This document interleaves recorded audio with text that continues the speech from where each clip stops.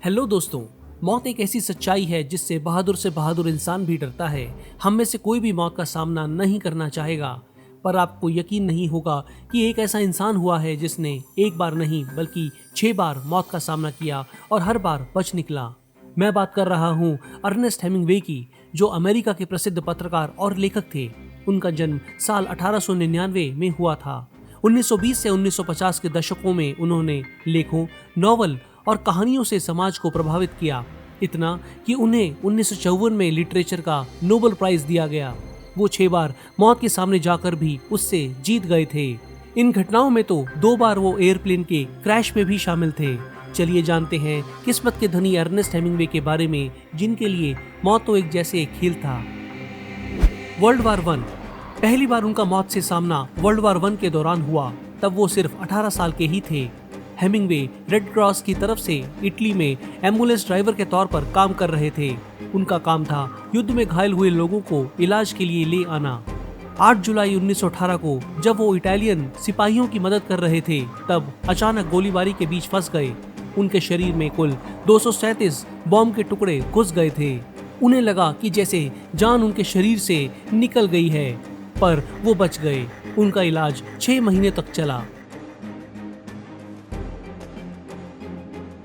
गलती से खुद को मारी गोली। दूसरी बार उनका मौत से सामना 1935 में हुआ। वो उस समय फ्लोरिडा के की वेस्ट शहर से दूर समुद्र में फिशिंग पर निकले हुए थे। उन्हें एक शार्क का शिकार करना था। उनका इरादा था कि शार्क के पास जाकर गोली मारें, पर हुआ ये कि शार्क को मारने के चक्कर में गलती से बंदूक गलत समय पर चल गई। गोलियों ने खुद हेमिंग्वे के पैरों को छलनी कर दिया था, पर वो बच गए। युद्ध में जर्मन यू बोट का शिकार।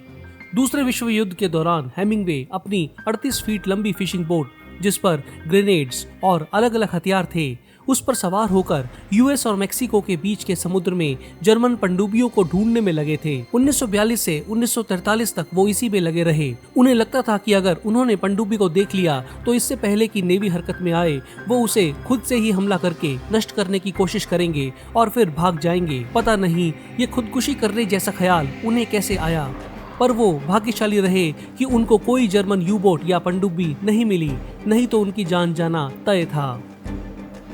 पहला प्लेन क्रैश। 1954 में जब हेमिंग्वे अफ्रीका में थे, उन्होंने कॉन्गो के ऊपर से चार्टर प्लेन लेकर उड़ने की सोची।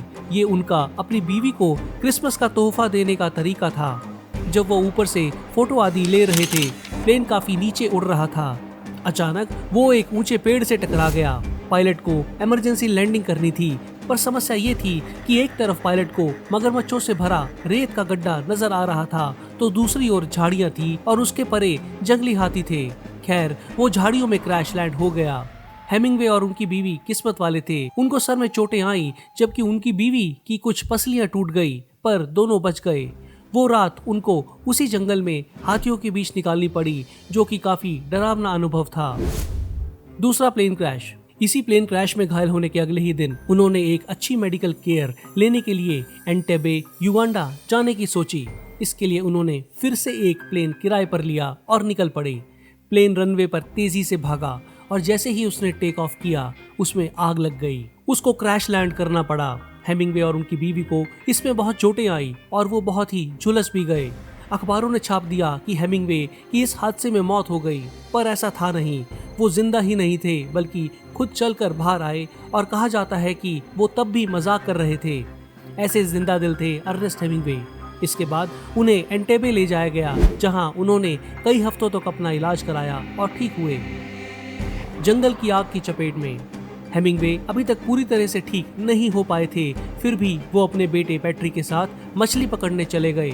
जाते हुए वो जंगल की आग की चपेट में आ गए और बहुत बुरी तरह से जल गए। उनके पैर, सामने का शरीर, चेहरा, बायां हाथ और दाहिनी बाजू सबको 2nd डिग्री बर्न हो गया। पर किस्मत कहिए, अर्नेस्ट फिर भी बच गए। हालांकि इन सब घटनाओं का उनके शरीर पर बुरा असर पड़ा था। उनको ठीक होने में कुछ सालों का समय लग गया। दोस्तों, अर्नेस्ट हेमिंग्वे का नाम आज अमेरिकन साहित्य में सम्मान के साथ लिया जाता है। 1954 में उनको इसके लिए नोबेल प्राइज भी मिला था। इनकी किस्मत की दाद देनी पड़ेगी। आप इस बारे में क्या सोचते हैं? मुझे कमेंट्स करके बताएं। आपके कमेंट्स मुझे प्रेरणा देते रहते हैं। इस चैनल को सब्सक्राइब कर बेल के निशान को दबा दें और हर नए वीडियो का नोटिफिकेशन तुरंत पाएं। धन्यवाद।